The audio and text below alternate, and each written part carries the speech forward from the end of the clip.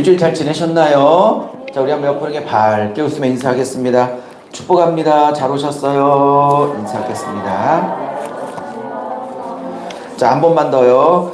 하나님께서 기도를 들으십니다. 시작. 그걸 믿으십니까? 정말 믿으신가요? 믿고 삽시다.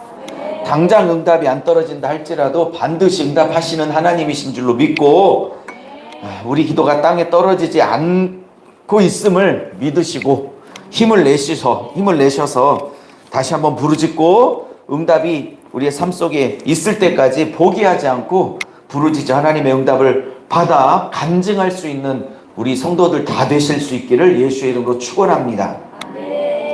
자, 저희는 이제 사무엘상 말씀을 계속 주일마다 살펴보고 있습니다.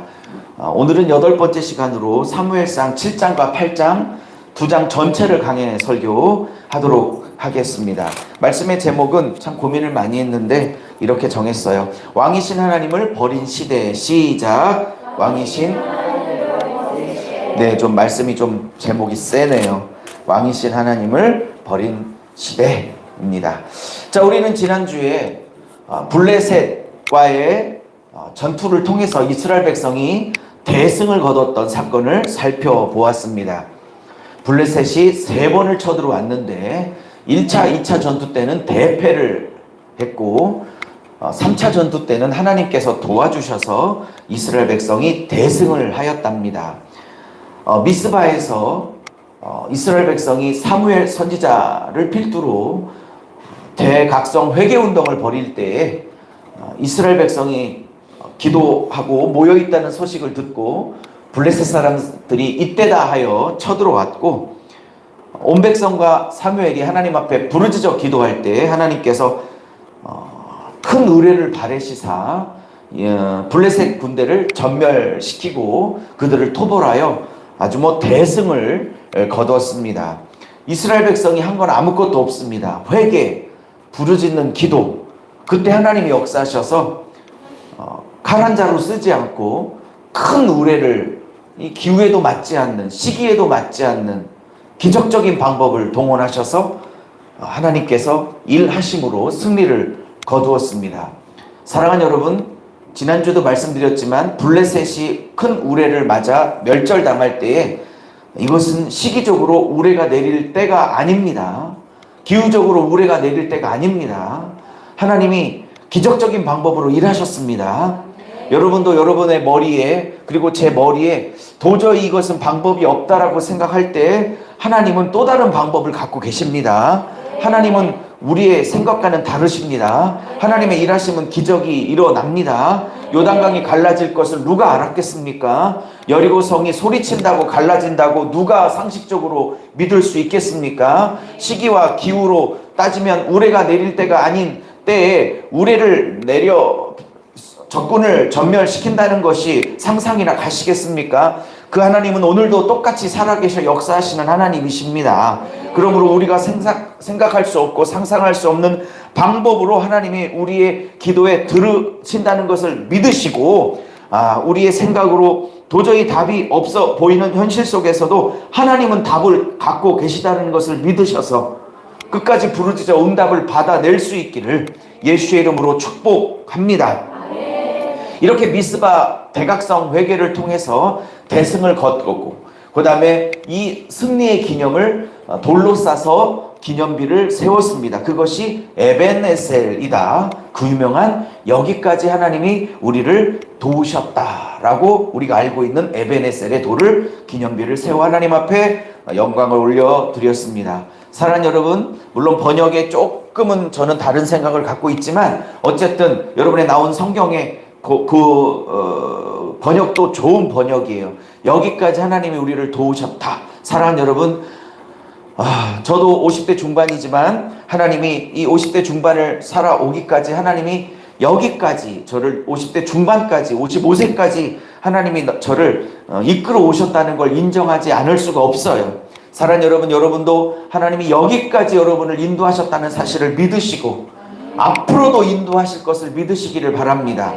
어떤 목사님이 예전에 들었던 설교인데 신앙이 뭐냐 딱 세 가지만 붙들면 신앙생활이다.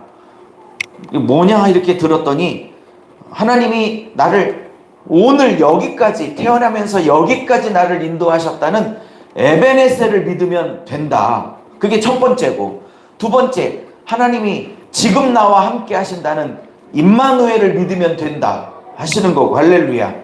하나님이 나를 앞으로 나의 앞에 미래를 다 예비하셨다는 여호와 이레를 믿으면 된다. 이 딱 세 단어로 신앙이 뭔가를 축약을 하고 계시더라고요. 제가 한 십몇 년 전에 들었던 설교 같은데 뭐 끄덕끄덕 거리고 제가 아멘 했습니다. 그렇지 않습니까? 신앙이란 게 뭡니까? 여호와 이레, 아니 에베네셀, 하나님이 오늘까지 인도해 오셨고, 임마누엘, 하나님이 지금 함께 하시며, 여호와 이레, 하나님이 앞에 나의 미래 그 다음을 준비하셨다. 할렐루야. 너무 은혜되죠? 에베네셀, 여기까지 인도하셨다. 임마누엘, 지금 함께 하신다. 여호와 이레, 하나님이 앞에 것을 그 다음을 예비하셨다. 이 세 가지 붙들고 승리할 수 있기를 예수의 이름으로 축복합니다. 뭐 은혜 되는 김에 설교를 마쳐도 될 것 같아요. 그죠? 자, 오늘 준비한 말씀 좀 짧게 전하도록 하겠습니다. 이렇게 해서 에베네셀의 돌을 세웠습니다. 자, 이제 사무엘이 살아있는 동안 하나님은 블레셋이 다시는 이스라엘 백성에게 쳐들어오지 못하도록 막아주셨고, 이제 사무엘은 자기의 고향인 라마에 가서 선지자 학교를 세워 많은 목회자들을 세우는 일들을 이제 죽을 때까지 하게 됩니다. 자, 그런데 사무엘이 늙자 이제 사무엘이 자기 아들들, 두 아들들을 그 다음 사사로 임명하여 두 아들을 사사로 임명합니다. 근데 그 두 아들들이 참 못된 아들들이라 하나님을 잘 알지 못해요. 뇌물을 받고 판결을 굽게 하여 백성들의 원망이 자자합니다. 여기까지가 7장입니다. 그리고 8장에 넘어가면 백성들이 이제 사무엘의 아들 두 아들이 사사 노릇을 제대로 못하니까 이제 다른 나라처럼 블레셋처럼 제대로 된 왕을 세워달라고 하나님 앞에 처음으로 인간왕을 요구하기 시작합니다. 사무엘이 이것을 마땅치 않게 여기고 하나님 앞에 기도를 합니다. 하나님 역시 마땅치 않아 여기시며 사무엘에게 너를 버린 것이 아니라 나 하나님을 버린 것이라고 그렇게 8장 7절에 말씀하시면서 하나님이 이 왕이 세워졌을 때 얼마나 많은 악한 일들을 이 인간왕이 하게 될 것인가를 경고하고, 그럼에도 불구하고 왕을 세우겠느냐라고 얘기하셨을 때 백성들은 우리를 위하여 대신 싸울 왕을 블레셋처럼 세워달라라는 얘기를 관철을 합니다. 하나님은 사무엘에게 그러면 허락하라 라고 해서 이제 다음 주에 배우게 될 9장에 나올 이스라엘의 통일왕국 첫 번째 초대왕, 머리가 하나 더 있었던, 어깨가 다른 사람보다 하나 더 있었던, 키가 컸던 사울 왕을 초대왕으로 삼게 된다는 이야기가 오늘까지 전해야 될 8장의 본문의 내용입니다. 자, 이러한 내용을 가지고 주님께서 저에게 주신 세 가지 메시지를 마음에 새기는 시간을 갖도록 하겠습니다. 이 세 가지가 여러분에게 하나하나씩 다 은혜가 될 수 있기를 바라고, 잘 박힌 모처럼 심령에 박혀서 일주일을, 아니 평생을 살아갈 수 있는 힘과 능력과 표대와 목표가 될 수, 깃발이 될 수 있기를 예수의 이름으로 축원드립니다. 자, 첫 번째를 같이 한번 살펴볼게요. 선포해 볼게요. 시작. 부르짖는 한 사람을 통해, 아멘. 제가 한번 크게 선포해 볼게요. 부르짖는 한 사람을 통해 하나님의 손은 일하십니다. 할렐루야.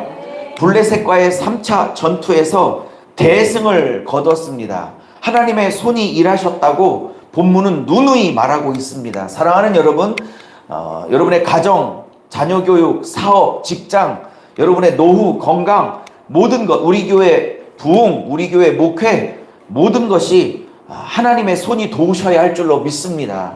하나님의 손이 도우셔야 우리의 모든 것이 형통하게 되고 축복이 있게 될 줄로 믿습니다. 그리고 에베네셀이다라고 이렇게 이름을 지었습니다. 물론 하나님이 여기까지 도우셨다라고 성경은 번역하고 있지만 히브리 원문의 정확한 뜻은 하나님이 여기까지 도우셨다라기보단 도움의 돌, 하나님이 도와주신 돌이다라는 의미라고 말씀을 드렸습니다. 이때 에벤 에셀 할 때 에셀은 하나님이 도우셨다라는 뜻이고, 돌이라는 이 에벤은 원래 돌이지만 단어를 분석하면, 이걸 파자한다고 그러는데, 파자하면 단어를 하나씩 분석하면 에벤은 아부 벤의 준말로 지난주에 배웠던 것처럼 아버지의 아들이라는 것이 돌입니다. 그러므로 이것을 한자 한자씩 풀으면 하나님이 여기까지 도우셨다라는 번역도 좋은 번역이지만, 이것을 신약적으로 적용해 보면, 이것을 구속사적으로 적용해 보면 아버지 하나님의 아들이신 예수가 구원하셨다. 아버지 하나님의 아들이신 예수로 도우셨다. 예수가 승리하셨다. 할렐루야. 예수가 치유하셨다. 예수가 승리케 하셨다라는 뜻입니다. 그러므로 이 에벳 에셀의 돌은 앞으로 십자가와 부활로 우리를 구원하시고, 우리를 치유하시고, 우리를 이기게 하시고, 우리를 정복케 하실 예수 그리스도의 사역을 예표한다라고 말씀을 드릴 수 있습니다. 자, 이제 블레셋이 대패를 하고 힘을 전력을 잃게 됐어요. 그러나 오늘 성경은 블레셋이 보복을 하지 못하도록 하나님께서 손으로, 당신의 전능하신 손으로 이스라엘 사람들을 굴복하게 하여 다시는 이스라엘 지역 내로 쳐들어오지 못하도록 하게 하셨다고 13절에 말하고 있습니다. 한번 7장 13절을 한번 같이 읽어 보도록 하겠습니다. 시작. 이에 블레셋, 성경을 보십시오. 시작. 이에 블레셋 사람들이 굴복하여 다시는 이스라엘 지역 안에 들어오지 못하게 했으며 여호와의 손이 사무엘이 사는 날 동안에 블레셋 사람들을 막으시매. 할렐루야. 하나님의 손이 블레셋 사람들을 막으셨습니다. 사랑하는 여러분, 제가 선포할 때 아멘 하시기를 바랍니다. 하나님의 손이 여러분의 인생에 질병의 세력이 들어오지 못하도록, 여러분의 인생 안에 들어오지 못하도록 하나님이 막으시는 역사가 있기를 바랍니다. 재난이나 사고나 불행이 여러분 안에 들어오지 못하도록 예수의 이름으로 하나님이 막으시기를 예수의 이름으로 축복합니다. 저는 어제 오송역에 침수됐을 때 깜짝 놀랐어요. 제가 가끔 신방하러 다닐 때거나 또 손님을 맞으러 다닐 때 왔다 갔다 하는 그 지하 도로거든요. 그 침수된 도로. 지금 15대 차량이 지금 수몰되어 있는 그 도로. 깜짝 놀랐어요. 제가 수연자매한테 전화를 해봐야 되나 말아야 되나 막 걱정이 많았는데 연락이 없길래 당연히 우리 신랑 별일 없겠지 그냥 그러고 참았는데 깜짝 놀랐어요. 더군다나 제가 아는 도로, 가끔 다녔던 도로, 저도 거기를 다닐 수 있었는데 라고 생각하고 또 우리 형제가 거기를 또 매일 다닐 수 있었는데 그 시간에 다녔으면 어쩔 뻔했을까 가슴이 덜컹하더라고요. 전화를 해볼까 그런 생각을 했었는데, 사랑하는 여러분, 하나님이 질병도, 어떤 불운의 사고도, 자녀의 문제도, 그 어떤 악한 마귀의 역사도 여러분의 인생 지경 내에 들어오지 못하도록 예수의 피와 예수의 이름과 성령의 불담으로 하나님의 손이 막아주셔야 될 줄로 믿습니다. 사무엘이 살아있는 동안 블레셋이 들어오지 못하도록 하나님의 손이 막아주셨다고 말씀을 하고 있습니다. 여러분이 기도로 여러분의 가정을 지키고 있는 동안, 제가 기도로 여러분 한 가정 한 가정을 기도로 지키고 있는 동안, 예수께서 여러분을 한 가정 한 가정을 기도로 지키고 계시는 동안, 여러분 안에 계신 성령님이 말할 수 없는 탄식으로 여러분 한 사람 한 사람을 기도로 지키고 계시는 동안, 영적인 블레셋들이 여러분의 인생 지경에, 여러분의 가정에, 사업에, 자녀의 앞날에 들어오지 못하게 될 것을 예수의 이름으로 선포합니다. 사무엘이 살아있는 동안 블레셋은 꼼짝을 하지 못하였습니다.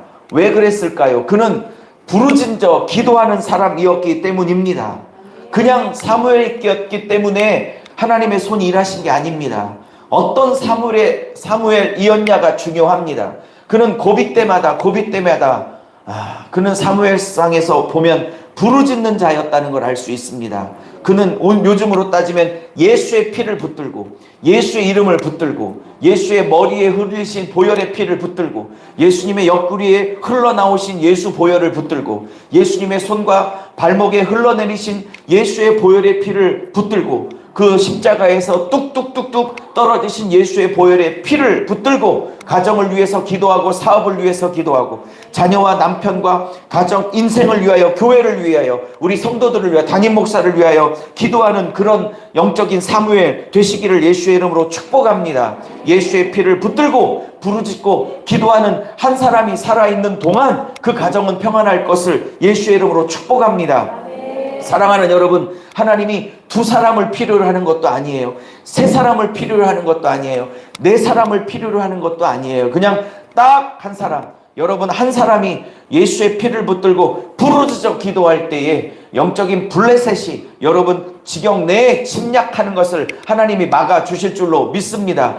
이 설교를 들을 때 이것이 은혜가 되면 감사하겠지만 부담이 되시는 분도 있으실지도 모르겠어요. 나는 그만큼 기도 못하는데. 그러면 저한테 카톡 주세요. 여러분이 못하면 제가 여러분을 위해서 대신 여러분의 식구가 돼서 기도하도록 하겠습니다. 담임 목사 한 사람 여러분을 위해서 부르짖어 기도하면 그 담임 목사 한 사람의 기도를 듣고 하나님이 여러분의 가정을 지켜주시지 않겠습니까? 제가 오늘 이 말씀을 준비하면서 이 말씀이 은혜가 되는 사람도 있지만 나는 그렇게까지 기도 못하는데 어쩌지? 라고 부담이 있는 사람도 있을 수 있겠다. 그렇다면 내가 기도해 주면 되지 라는 생각을 했습니다. 저한테 카톡 주십시오. 주여, 제가 이 가정을 위해서 기도하겠습니다. 제가 이 가정의 식구인 것처럼 가족인 것처럼 제가 기도하겠습니다. 여러분, 제가 여러분의 가정을 위해서 한 가정 한 가정 이름 부르며 기도하고 있지만 더 기도할 테니 힘을 내십시오. 여러분도 기도하십시오. 하나님이 그러면 반드시 부르짖는 한 사람을 통해 하나님의 손이 역사하고 일하실 줄로 믿습니다. 특별히 부르짖을 때 예수 피 붙들고 예수 이름 붙들고 기도하시기를 바랍니다. 할렐루야. 두 번째 메시지입니다.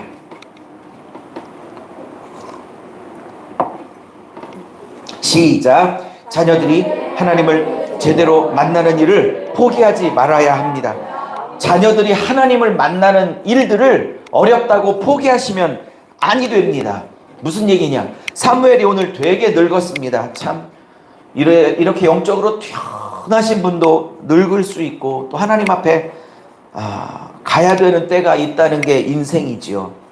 늙으니까 더 이상 사사 노릇을 특별히 판결을 못하니까 사사가 했던 중요한 역할 중에 백성들의 소송을 AB 소송을 판결을 해줘야 하는데 나이가 늙고 분별력이 떨어지니 이제 아들들에게 맡겼습니다. 아들이 요엘이라는 오타가 났네요. 요엘이라는 장남이 있고 아비야라는 차남이 있는데 사사로 삼았습니다. 근데 이 아들들이 이렇게 성경은 표현합니다. 그 아비 사무엘의 행위를 따르지 않고 뇌물을 받고 판결을 굽게 했다. 유전무죄, 무전유죄. 돈 받고 그냥 부당하게 판결을 해버리고 만 거예요. 자, 이랬더니 백성들의 원망이 자자하게 되고 인간왕을 요구하게 된 것입니다. 그냥 넘어가기에는 사무엘이 엄청난 실수를 했다라는 생각을 하게 됩니다. 오늘 성경 어느 곳에서도 하나님이 사사를 사무엘의 장남과 차남으로 세우시라는 얘기를 한 적이 없어요. 하나님이 그것을 허락한 적이 없어요. 그냥 사무엘이 인간적인 생각으로 그냥 선택을 해버린 거예요. 여러분, 사사시대가 350년이라고 말씀을 드렸고 첫 번째 사사가 온니엘이며 마지막 사사 그 유명한 삼손입니다. 단 한 사람도 혈통으로 12명을 뽑지 않으셨습니다. 온니엘부터 삼손까지 단 한 사람도 친인척 관계가 없습니다. 완전히 다른 가문에서 하나님이 12명의 사사를 하나님의 주권적으로 세우셨지 사무엘처럼 자기 아들이라고 사사를 세운 적이 없습니다.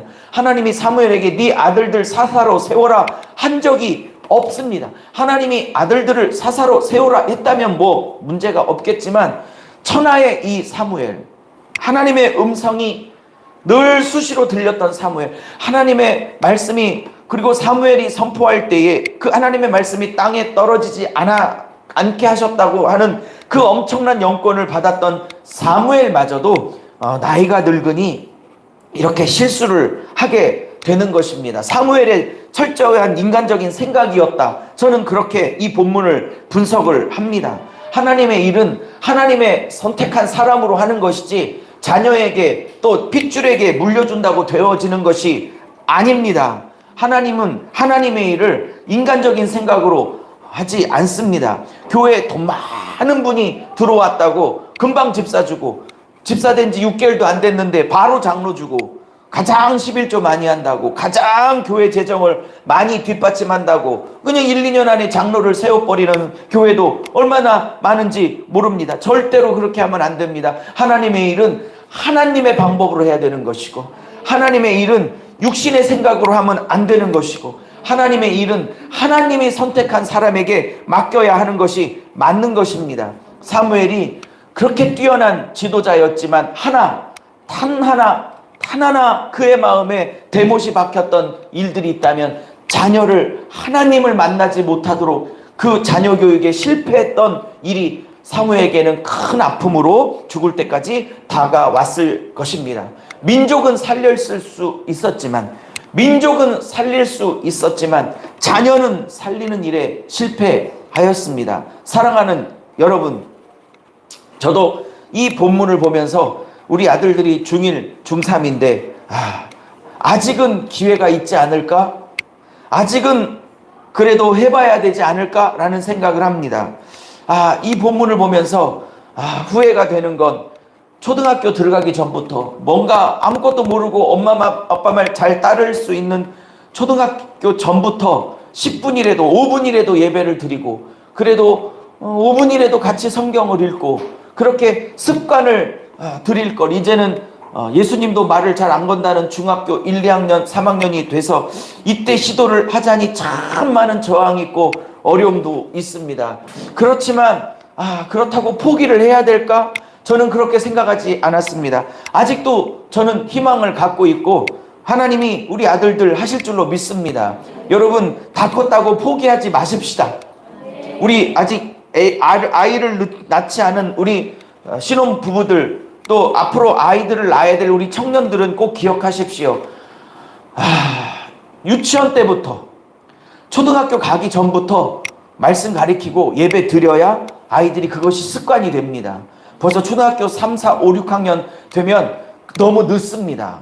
저처럼 중1, 3학년 때 시작하려니 많은 무리가 따릅니다. 그러나 저는 이 말씀을 어제 하면서 포기하지 말아야겠다. 지금부터라도 시도해야겠다. 어떤 방법을 써든 간에 아이들하고 한 장씩 읽고 예배를 드려야겠다. 우리 아내가 옛날부터, 신혼 초부터 전도사님, 목사님, 우리 가정예배 열심히 드려요. 저한테 여러 번 부탁했는데 제가 뭐 여러 가지 바쁘다는 이유로 지방에 세미나를 다니고 한다는 이유로 잘 그 약속을 못 지켜서 오늘까지 이르렀어요. 우리 아내는 원했지만 제가 그것을 잘 지켜주지 못했습니다. 전적인 제 책임이죠. 지금이라도 포기하지 않고 저는 하나님 앞에 우리 두 아들을 위해서 기도하고 있습니다. 여러분의 자식을 위해서 기도하고 있습니다. 여러분 어머니 아빠를 위해서도 제가 기도하지만 여러분의 자녀들을 위해서도 꽤 많이 기도하고 있습니다. 여러분의 자녀들이 예수 만나도록 우리 포기하지 말고 사무엘의 전철을 걸지 말고, 할렐루야, 앞으로 아이를 낳아야 될 부모들은, 예비 부모들은 꼭 제 말을 기억하셔서 애가 아직 어렸을 때에 하나님의 말씀으로 거룩한 쇠뇌를 시켜야지 조금만 고학년 되면 도저히 안 된다는 사실을 믿고 일찍 시작할 수 있기를 예수의 이름으로 축복합니다. 좀 나이가 성년이 된 자녀들도 우리 기도하면서 포기하지 말아봐요. 한번 시도를 해봐요. 기도해봐요. 하나님이 돌이켜 주실 줄로 믿습니다. 자, 3번입니다. 3번. 마지막 말씀입니다. 3번 시작. 하나님을 왕으로 모시는 사는 삶이 가장, 아멘. 하나님을 왕으로 모시고 사는 삶이 가장 복된 삶인 줄로 믿으시기를 바랍니다. 사무엘의 사사들이, 아들들이 엉망진창으로 나라를 다스리자 사람들은 이게 제대로 된 왕이 나와야겠구나라고 이상한 생각을 했습니다. 우리나라가 이렇게 침략을 자주 당하는 이유는 블레셋처럼 강력한 군주가 없어서 그렇구나, 강력한 대통령이 없어서 그렇구나, 강력한 지도자, 왕이 없어서 그랬구나라는 인간적인 오판을 하게 된 겁니다. 사람왕을 요구했던 백성들은 자신들을 위해 싸워줄 강력한 힘센 왕이 필요했던 것입니다. 다른 나라들처럼 강력한 지도력을 가진 왕이 누구를 지켜줄 것이다? 자기들을 지켜줄 것이라고 착각을 했던 것입니다. 사랑하는 여러분, 묻겠습니다. 이스라엘 백성이 블레셋뿐만 아니라 모든 이방 민족으로부터 승리하고 나라를 보존시켰던 것은 강력한 왕이 있어서입니까? 아니면 진정한 왕이신 하나님께서 지켜주셔서 그런 것입니까? 2번이지요. 그지요? 자, 하나님은 이 백성들의 요구에 8장 7절에 이렇게 대답을 하십니다. 7절에 이렇게 얘기하십니다. 여호와께서 사무에게 이르시되 이 백성이 너에게 한 말을 다 들어주라. 이는 그들이 너를 버림이 아니요 나를 버려 자기들의 왕이 되지 못하게 하려 함이라. 그들이 사무엘아 너를 버린 게 아니라 나 하나님을 버려 자기들의 왕이 되지 못하게 함이니라 라고 말씀을 하십니다. 하나님이 속상하셨습니다. 하나님은 인간왕이 필요치 않다고 생각하셨습니다. 왜냐하면 하나님이 진정한 왕이시기 때문입니다. 하나님이 왕 되셔서 이스라엘 백성을 지켜주시려고 했습니다. 이스라엘 백성이 군사력이 강하지 않아도 괜찮습니다. 하나님의 율법과 하나님의 말씀과 우리로 따지면 예수의 피를, 예수의 이름을, 십자가를 잘 붙들고 있으면 하나님이 우리를 넉넉하게 지켜주실 거라고 주님은 결심을 하신 것입니다. 그런데 백성들은 하나님을 진정한 왕으로 인정하지 않고 자신들을 지켜줄 진정한 왕은 하나님이 아니라 힘센 사람일 것이라고, 지도자일 거라고 착각을 하여 그런 사람 왕을 요구했던 것입니다. 하나님은 경고를 하십니다. 오늘 8장을 다 읽지 못했지만 8장 7절 밑으로 하나님이 이 왕을 허락하면서 왕이 생기면 이런 일이 벌어질 거라고 계속 얘기를 하십니다. 12절에 그 왕이 자기 밭을 갈게 할 것이고 자기 추수를 하게 할 것이고 자기 무기를 만들게 할 것이고 자기 신하를 만들 것이고 자기 일을 시킬 것이고 계속 이 왕이 자기를 위하여 백성들을 노예로 부릴 거라는 이야기를 계속하십니다. 오늘 읽지를 못했지만 하나님께서 사무엘을 통해서 이 왕이 자기라는 단어를 6번이나 쓰십니다. 자기를 위해 너희들을 종 삼을 것이라고 얘기를 합니다. 자기라는 말 6번, 그 다음에 너희들은 그의 노예가 될 거라는 말 1번, 총 이런 부정적 얘기를 7번이나 하십니다. 인간의 왕은 절대로 이스라엘 백성의 진정한 왕이 될 수 없습니다. 자신의 탐욕을 채우려고 하는 왕, 그 왕 이상 그 아무것도 아니게 될 것입니다. 사랑하는 여러분, 우리도 예수 그리스도라는 왕 이외에 다른 것들을 왕 삼고 예수 그리스도가 아닌 다른 것이 나를 지켜줄 거라고 다른 것을 왕 삼으면 그 왕이 잠시 나를 지켜줄 거라고 생각하지만 결국은 그 왕, 하나님이 아닌 내가 왕 삼았던 그 가짜 왕의 노예가 된다는 것을 잊으시면 아니게 될 것입니다. 할렐루야. 하나님은 마지못해 허락을 하십니다. 왕을 세우라. 왕을 세우라. 눈에 보이지 않는 하나님보다 눈에 보이는 사람 왕이 나를 더 지켜줄 거라고 백성들은 착각을 했던 겁니다. 하나님은 왜 끝까지 말리지 않으셨을까요? 다음 주부터 배우게 될 사울 왕을 세우시는데 왜 하나님 끝까지 반대를 안 하고 하나님은 그래 세워라 하셨을까요? 긴 안목으로 보면 하나님이 한 500년 동안 왕들이 한 42명이 교체가 되는데 이 사울 왕부터 저 시드기야 왕까지 다윗을 포함하여 42명의 왕이 계속 바뀌는데 그때마다 이 왕들이 백성들을 압제하고 이 백성들은 이 왕 때문에 수탈을 당하게 됩니다. 하나님이 아니라고 하신 것을 자꾸 고집하면 하나님이 때로는 마지못해 허락을 하실 때가 있습니다. 그 이유는 너희들의 기도의 응답이 얼마나 허망한 것인지, 너희들이 구했던 왕이 정말로 너희들을 행복하게 해줄 수 있는지 없는지 너희들이 500년 동안 경험을 해보라는 것입니다. 하나님은 때로는 하나님이 안 된다 했던 것을 자꾸 조르면 하나님이 해보라고 허락을 하실 때가 있습니다. 기뻐서가 아니라 어떤 때 허락을 하시냐면 내가 아무리 반대해도 네 고집을 꺾지 않으니 네가 삶으로 경험을 해봐. 이것이 얼마나 허망한지, 네가 구했던 이것이 얼마나 쓸데없던 기도였던지, 이것이 내가 왜 반대를 너를 위해서 할 수밖에 없었는지를 네가 아무리 내가 말로 해도 네가 알아듣지 못하니 네가 이것을 응답해 줄 테니 경험해 보고 이것이 너에게 얼마나 무익하고 너를 힘들게 할 수 있었던 일이었는지를 네가 몸으로 경험을 해봐 라고 하나님이 마지못해 허락을 해 주실 때가 있습니다. 저도 55년 신앙생활, 꽤 어렸을 때부터 신앙생활을 했으니까 한 50년 신앙생활을 하면서 제가 하나님 앞에 고집해서 관철시켰던, 하나님이 지금 돌이켜보니까 기쁘지 않았는데 마지못해 그냥 허용을 하셨던 부분들을 돌이켜보면, 아, 하나님이 이래서 응답을 안 하셨고 말리셨는데 내가 그렇게 고집을 펴서 이것을 밀어붙이고 관철시켰구나. 그 결과가 너무 참혹했고 너무 힘들었고 그 대가를 치르고 그 인생을 회복하는 일이 참 10년, 20년 넘게 걸렸다는 사실을 이제 돌이켜보면 알 수 있습니다. 사랑하는 여러분, 하나님이 말리실 때는 그만한 이유가 있는 것입니다. 하나님이 반대하실 때는 그만한 이유가 있는 것입니다. 하나님의 나를 향한 온전한 사랑을 믿으시고 하나님의 그 결정을 100% 전폭적으로 순종하셔서 여러분 인생을 돌아가는 일이 없기를 예수의 이름으로 축복을 드립니다.